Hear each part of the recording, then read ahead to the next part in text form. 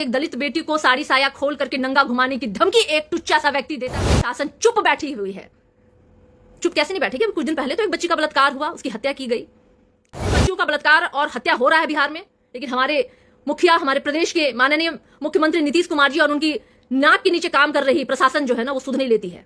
नमस्कार, मैं सारिका पासवान। सबसे पहले तो जी सबों को प्रणाम, जो भी हमारे इस लाइव में जुड़ रहे हैं हमारे साथ।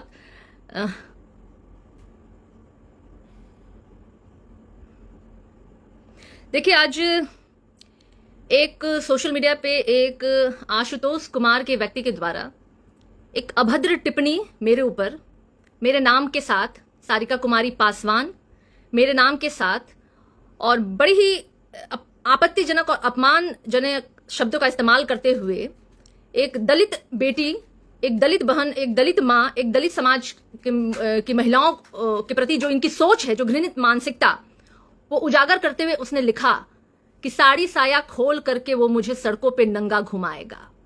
इतना ही नहीं, बात यहीं तक नहीं थमी। उसके बाद मुझे अनगिनत हजारों कॉल मुझे आए, लाइफ थ्रेटनिंग देते हुए, मुझे गाली देते हुए और मेरा अपमान करते हुए, और मुझे बार बार कहा जा रहा था कि आप माफी मांगिए, अन्यथा आपके साथ ये करेंगे, वो करेंगे। मैं पूरे हिम्मत के साथ, मजबूती के साथ मैं खड़ी रही अपनी बातों पे, क्योंकि मैं जानती हूं ये 1990 से पहले का दशक नहीं है, 1990 के बाद का दशक है। ये देश, ये समाज और हम वो है ना जो हमने भीम की रोटी खाई है। हम बाबा साहेब भीमराव अंबेडकर के आदर्शों पे चलने वाले हैं। हम, हमारे गार्जियन, हमारे अभिभावक लालू प्रसाद यादव जी के दिए हुए मजबूत अधिकार और उनके शब्दों के सहारे हम खड़े हैं आज, और ऐसी गीदड़ धमकी वाले लोगों से हम डरने वाले नहीं हैं। ये कह रहे थे कि साड़ी साया खोल के सड़कों पे घुमाएंगे।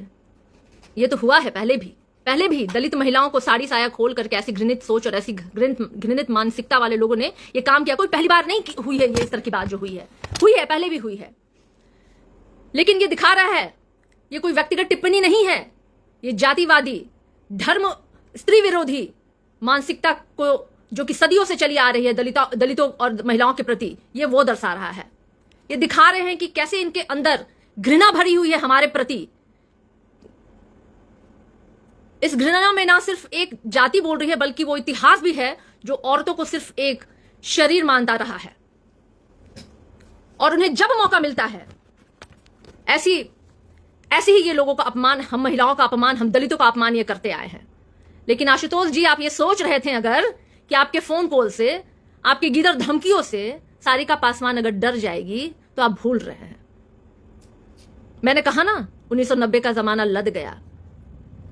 जिस हम देश में रहते हैं, जिस समाज में रहते हैं, ये शिक्षित समाज है, ये अपने अधिकारों को जानता है, अपनी स्वतंत्रता को जानता है, हम अपनी मर्यादा को भी जानते हैं, और आपके जैसे लोगों को हम जवाब भी देना जानते हैं। आपकी भाषा में ही अगर हम देना शुरू कर दें तो समझिए आप कहां जगह पाइएगा।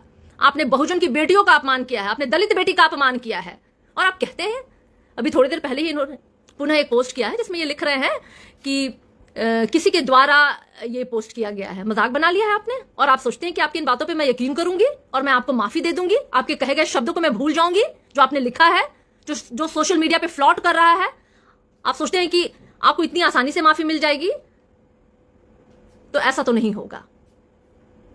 आपकी भाषा ये दर्शा रही है आपकी मानसिकता, आपकी सोच, जो सदियों से जो हम दलितों ने, हम महिलाओं ने झेला है। और सबसे बड़ी बात है कि आज बिहार में डंके की चोट पे सोशल मीडिया पे आकर के एक दलित बेटी को साड़ी साया खोल करके नंगा घुमाने की धमकी एक टुच्चा सा व्यक्ति देता है, और हमारी प्रशासन चुप बैठी हुई है। चुप कैसे नहीं बैठेगी? कुछ दिन पहले तो एक बच्ची का बलात्कार हुआ, उसकी हत्या की गई, लेकिन कुछ नहीं हुआ। प्रतिदिन बच्चियों का बलात्कार और हत्या हो रहा है बिहार में, लेकिन हमारे मुखिया, हमारे प्रदेश के माननीय मुख्यमंत्री नीतीश कुमार जी और उनकी नाक के नीचे काम कर रही प्रशासन जो है ना, वो सुध नहीं लेती है। और यही कारण है कि आज ऐसे गुंडे और मवालियों का मनोबल इतना बढ़ गया है कि वो लाइव में आकर के धमकियां देते हैं। मैं तो एक बहुत सशक्त महिला हूं, मैं सशक्त महिला हूं, शिक्षित महिला हूं, अपने अधिकारों को जानती हूं, लड़ना जानती हूं, लेकिन उन महिलाओं का क्या, उन बच्चियों का क्या जो सशक्त नहीं है, जो अपने लिए लड़ नहीं पा रही हैं, जिनको दिन दहाड़े घर से उठाया जा रहा है, उनका बलात्कार किया जा रहा है, उनकी हत्या की जा रही है। उन गरीब दलित बहुजन की बेटियों के लिए कौन लड़ेगा, कौन बोलेगा? माननीय मुख्यमंत्री जी, मैं शर्म के साथ कहना चाहती हूं कि मैं ऐसे प्रदेश में ऐसे हमारे मुखिया हैं जिनके नाक के नीचे बहुजन और दलित की बेटियों को और बहनों को खुलेआम ऐसी धमकियां मिलती हैं और प्रशासन और सत्ता जो है वो चुप बैठी हुई है। ये बात सिर्फ मुझ पर नहीं है, ये हर उस महिला, हर उस दलित बहुजन महिला पे सवाल बनता है। ये जो खुल करके जीना चाहती है, जो स्वतंत्र माहौल में जीना चाहती है, वो बेटी, वो बहन, वो मां, लेकिन ऐसे लुच्चे, ऐसे टुच्चों की वजह से भय में है, डर में है। जो भाषा है उसे पुनः मैं कहूंगी कि एक बार लोग देखें और पढ़ें कि किस तरीके का भाषा का इस्तेमाल उसने एक दलित बेटी के लिए किया है। मेरे लिए नहीं सिर्फ है, वो संपूर्ण बहुजन की बेटियों के लिए है, वो दलित की बेटियों के लिए है।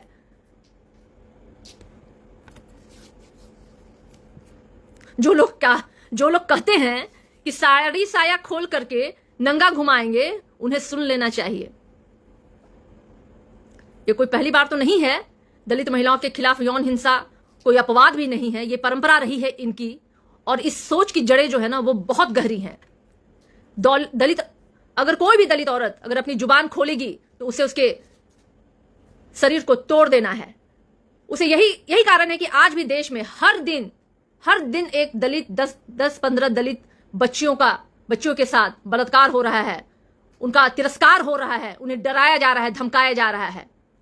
लेकिन मैं कतई इस पे चुप नहीं होना है। आशुतोष, आपको माफी मेरे तरफ से नहीं मिलेगी, कतई नहीं मिलेगी। आपने जो बोला है, जो आपने लिखा है, इसका जवाब आपको देना पड़ेगा। लेकिन आप एक बात जरूर मैं कहना चाहूंगी, खुले आपको चेतावनी देती हूं कि जिस मर्यादा को आपने तार किया है, जिस लिमिटेशंस को आपने पार किया है,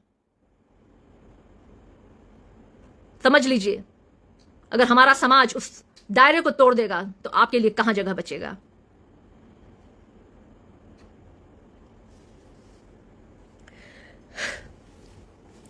साथ ही साथ मैं अपने तमाम भाइयों का